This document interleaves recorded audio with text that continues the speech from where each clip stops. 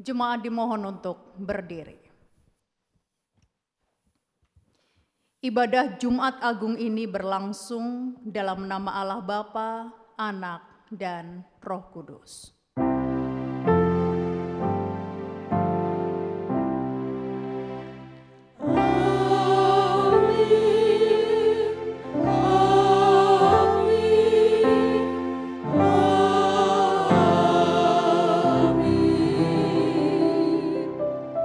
Kasih karunia dan damai sejahtera dari Allah Bapa dan dari Yesus Kristus menyertai saudara.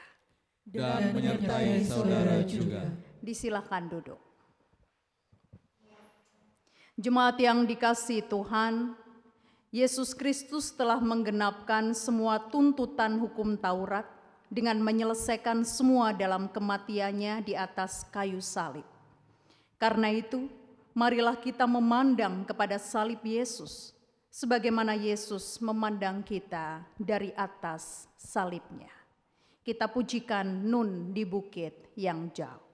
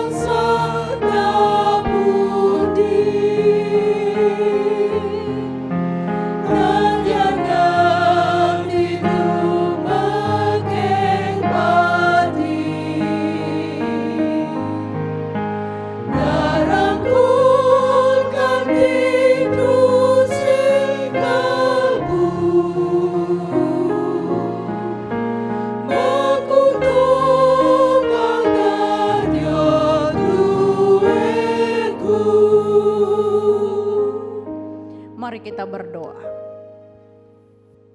Ketika kami memandang kepada salib-Mu yang adalah bukti cinta-Mu yang besar atas kami, di situ kami tertunduk malu ya Tuhan, karena kami belum sepenuhnya bisa bersyukur atas karunia keselamatan yang Tuhan berikan bagi kami.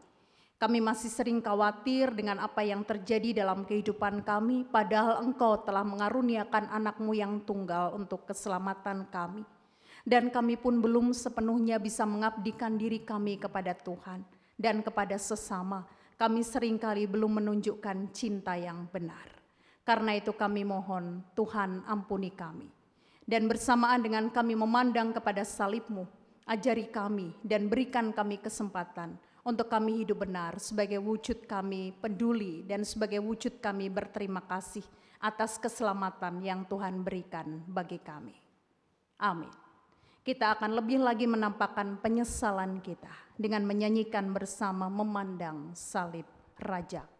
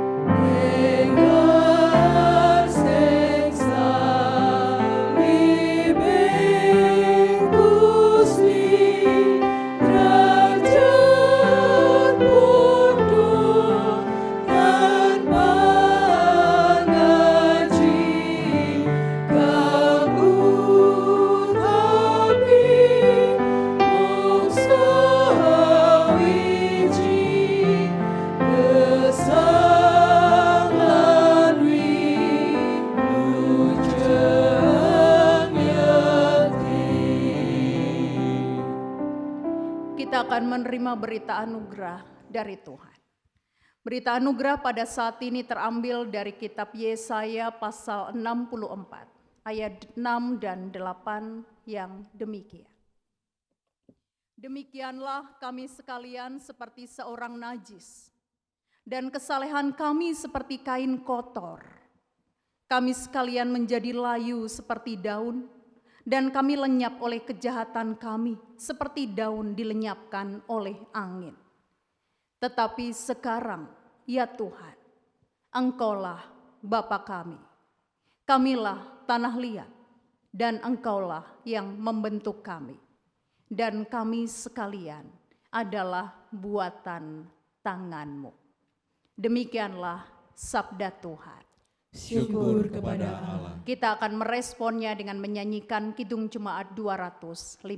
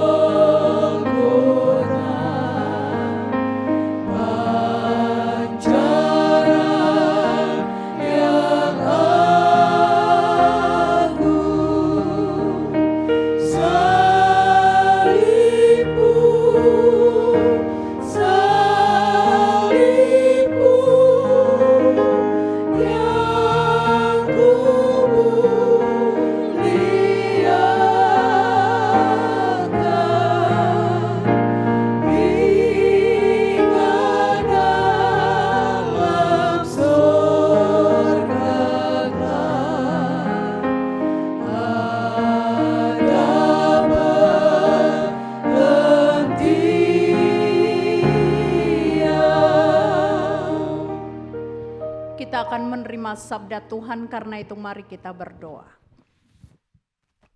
Saatnya bagi kami untuk menerima kebenaran firman-Mu, karena itu kuasailah kami semua dengan Roh Kudus-Mu Tuhan, agar kami dimampukan untuk mengerti kehendak-Mu dan dimampukan juga untuk dapat melakukannya. Dalam nama Yesus Kristus kami berdoa. Amin. Jemaat yang dikasihi Tuhan, dalam peribadatan Jumat Agung saat ini, kebenaran firman yang akan kita renungkan bersama terambil dari Injil Yohanes pasal 19 ayat 28 sampai dengan 38. Yohanes 19 ayat 38, saya ulangi ayat 28 sampai dengan 38. Demikian bunyinya. Sesudah itu, karena Yesus tahu bahwa segala sesuatu telah selesai, berkatalah ia, supaya genaplah yang ada tertulis dalam kitab suci, aku haus. Di situ ada suatu bekas penuh anggur asam. Mereka mencucukkan bunga karang yang telah dicelupkan dalam anggur asam pada sebatang hisop, lalu mengunjukkannya ke mulut Yesus. Sesudah Yesus meminum anggur asam itu, berkatalah ia, sudah selesai. Lalu ia menundukkan kepalanya dan menyerahkan nyawanya. Karena hari itu hari persiapan, dan supaya pada hari Sabat mayat-mayat itu tidak tinggal tergantung pada kayu salib, sebab Sabat itu adalah hari yang besar. Maka datanglah orang-orang Yahudi kepada Pilatus dan meminta kepadanya supaya kaki orang-orang itu dipatahkan dan mayat-mayatnya diturunkan. Maka datanglah prajurit-prajurit lalu mematahkan kaki orang yang pertama dan kaki orang yang lain yang disalibkan bersama-sama dengan Yesus. Tetapi ketika mereka sampai kepada Yesus dan melihat bahwa ia telah mati, mereka tidak mematahkan kakinya. Tetapi seorang dari antara prajurit itu menikam lambungnya dengan tombak dan segera mengalir keluar darah dan air. Dan orang yang melihat hal itu sendiri yang memberikan kesaksian ini, dan kesaksiannya benar. Dan ia tahu bahwa ia mengatakan kebenaran supaya kamu juga percaya. Sebab hal itu terjadi supaya genaplah yang tertulis dalam kitab suci, tidak ada tulangnya yang akan dipatahkan. Dan ada pula nats yang mengatakan mereka akan memandang kepada dia yang telah mereka tikam.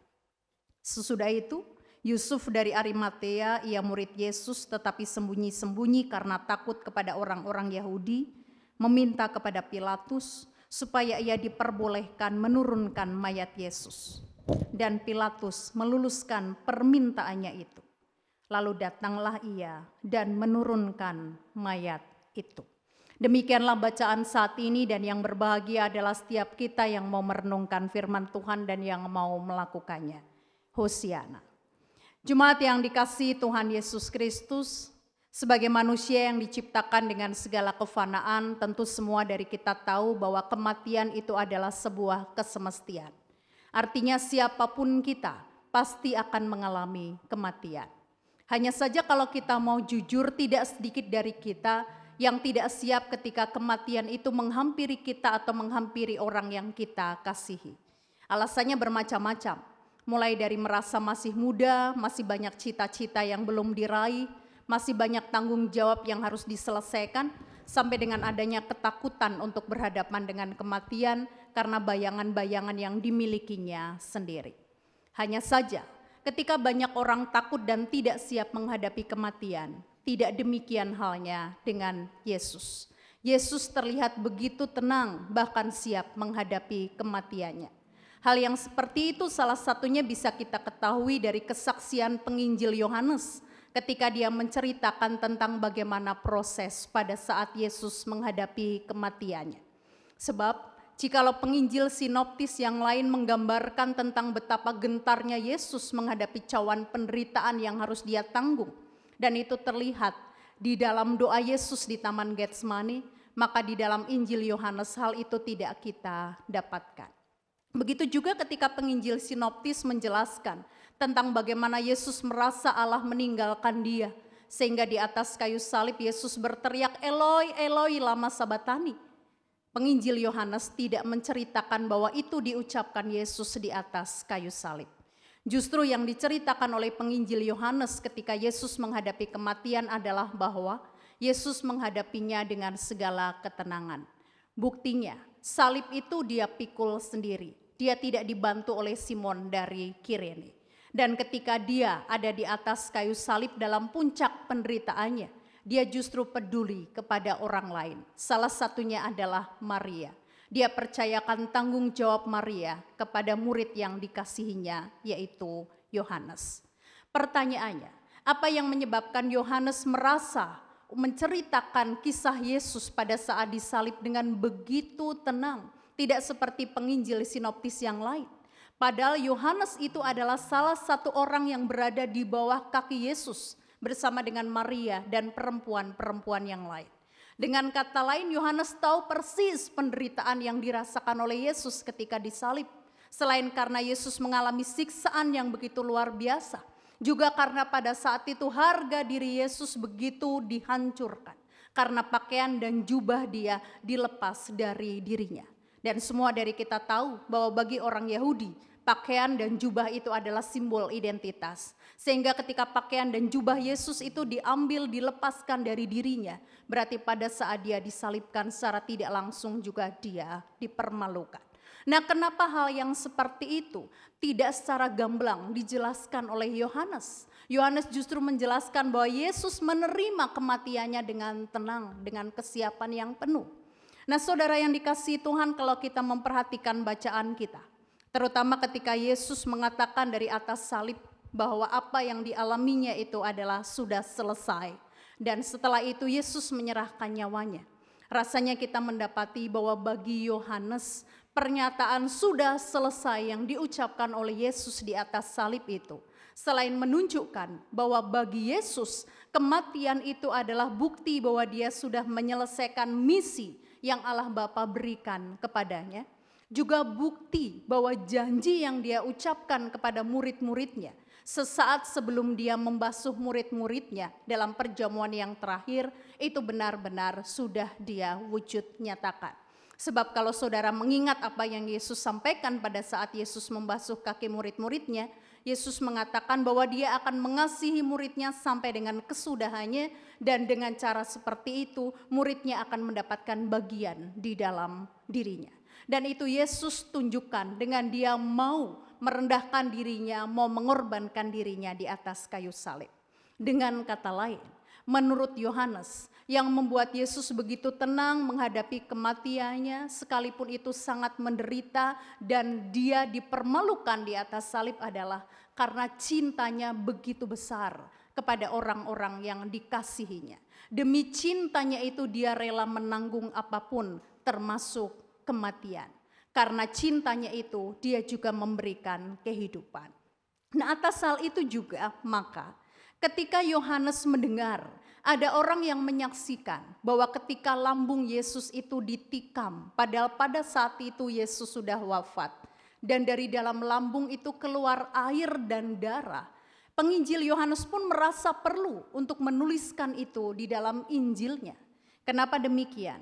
Karena bagi dirinya dan bagi orang Yahudi pada umumnya, darah itu dimengerti sebagai tempatnya kehidupan. Dan air itu dimengerti sebagai kekuatan yang menopang dan melangsungkan kehidupan.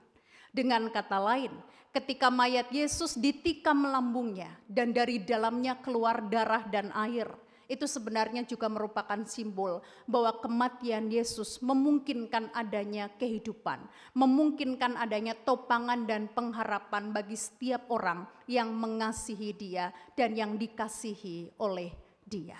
Nah, hal yang seperti itu rupanya ditangkap dengan benar, dirasakan dengan benar oleh Yusuf dari Arimatea dan juga oleh Nikodemus.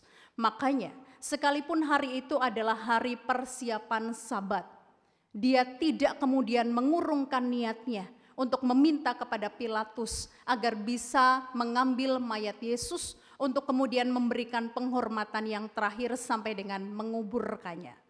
Padahal saudara, kedua orang itu sebelumnya adalah orang yang mengikuti Yesus secara sembunyi karena takut dengan orang Yahudi yang lain. Yang kedua, bagi orang Yahudi, mengambil mayat bahkan memegang mayat pada hari persiapan Sabat itu disebut sebagai sebuah kenajisan, tapi mereka tetap mau melakukannya.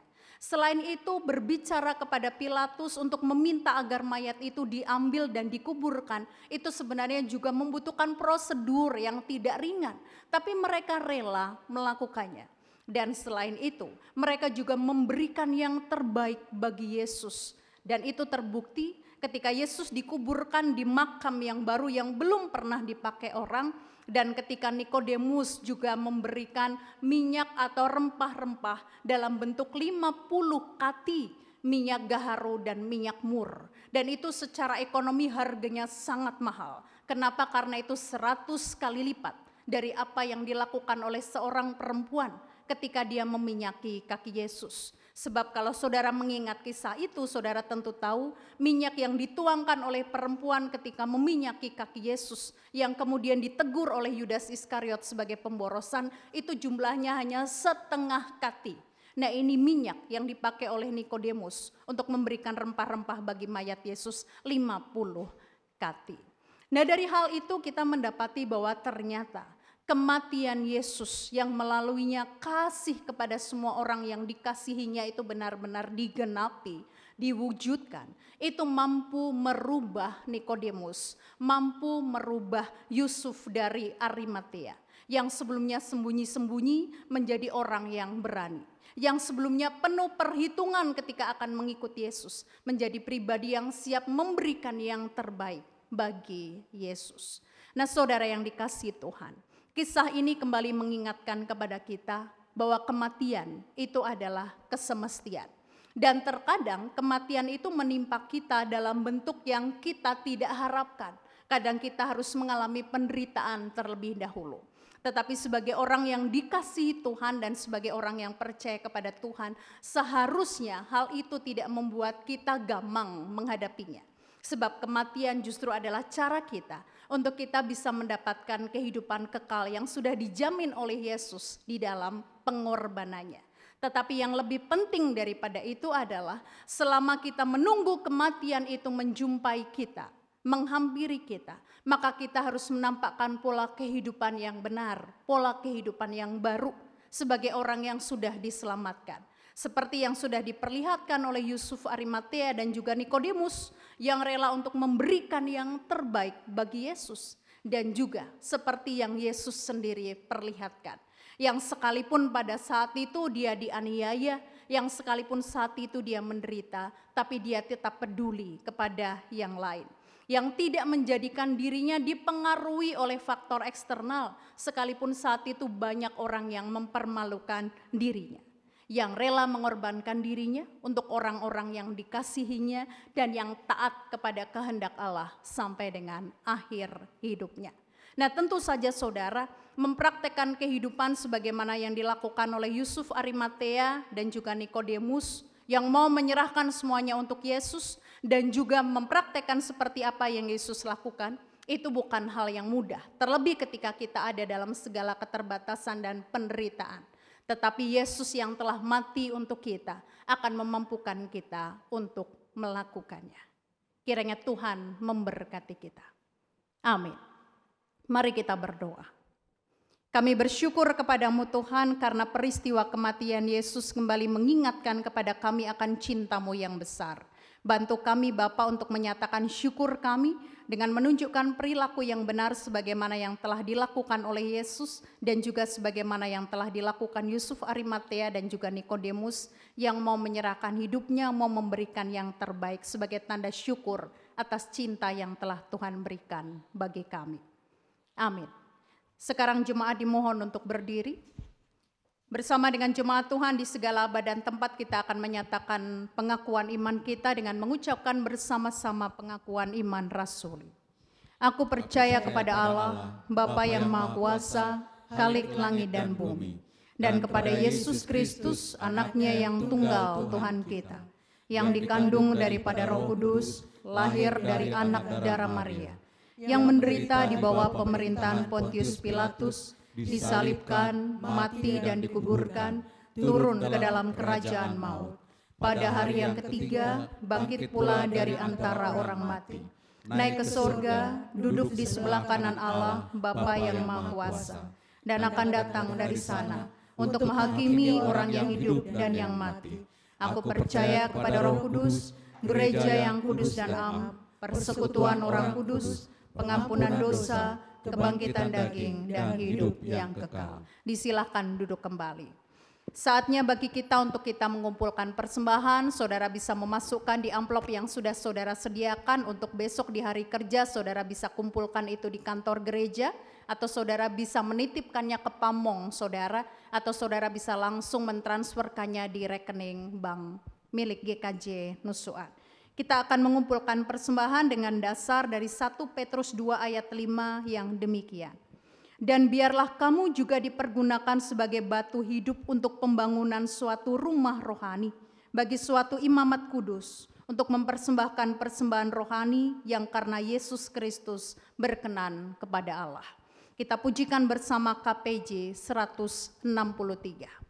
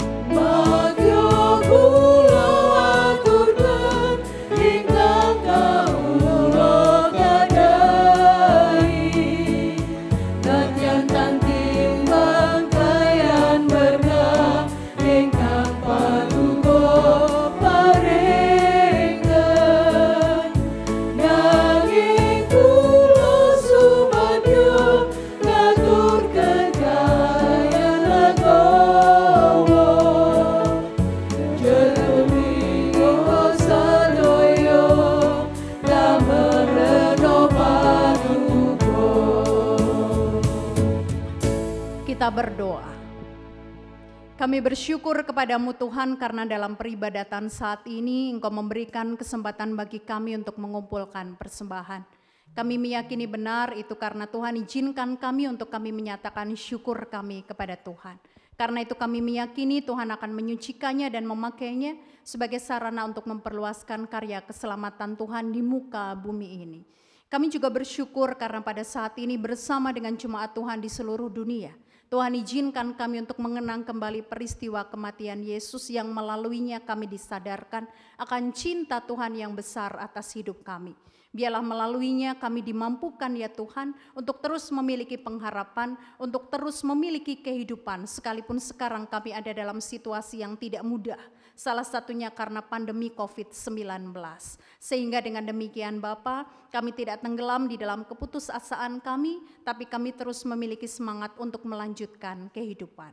Lebih daripada itu, siapapun dari saudara-saudara kekasih kami yang terdampak langsung karena pandemi COVID-19 ini, baik itu yang berhubungan dengan kondisi kesehatannya maupun yang berhubungan dengan kondisi ekonominya, kiranya Tuhan memampukan mereka untuk mereka bangkit, untuk mereka meyakini Tuhan yang telah mati dan memberikan kehidupan bagi mereka adalah Tuhan yang sama yang akan membangkitkan mereka dari segala keterpurukan ini. Berkati juga para pemerintahan bangsa kami, tingkat daerah maupun pusat, agar dengan segala kebijakan mereka bisa menyikapi situasi ini dengan dasar kebutuhan seluruh rakyat Indonesia. Dan sekarang kami akan menutup doa kami dengan doa Bapa kami. Bapa kami yang di sorga, dikuduskanlah namamu, datanglah kerajaanmu, jadilah kehendak-Mu di bumi seperti di sorga. Berikanlah kami pada hari ini makanan kami yang secukupnya, dan ampunilah kami akan kesalahan kami, seperti kami juga mengampuni orang yang bersalah kepada kami. Dan janganlah membawa kami ke dalam pencobaan, tetapi lepaskanlah kami daripada yang jahat. Karena Engkaulah yang punya kerajaan, dan kuasa, dan kemuliaan sampai selama-lamanya. Amin. Jemaat dimohon untuk berdiri. Kita akan akhiri ibadah kita pujikan bersama PKJ 270.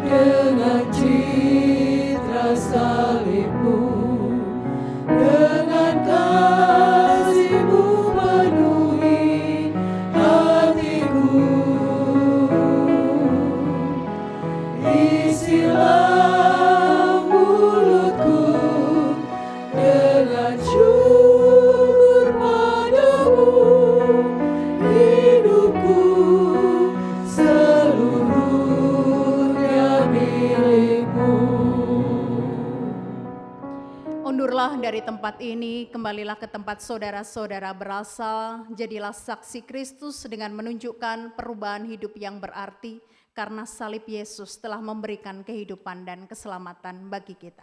Sekarang terimalah berkat Tuhan. Tuhan memberkati saudara dan melindungi saudara.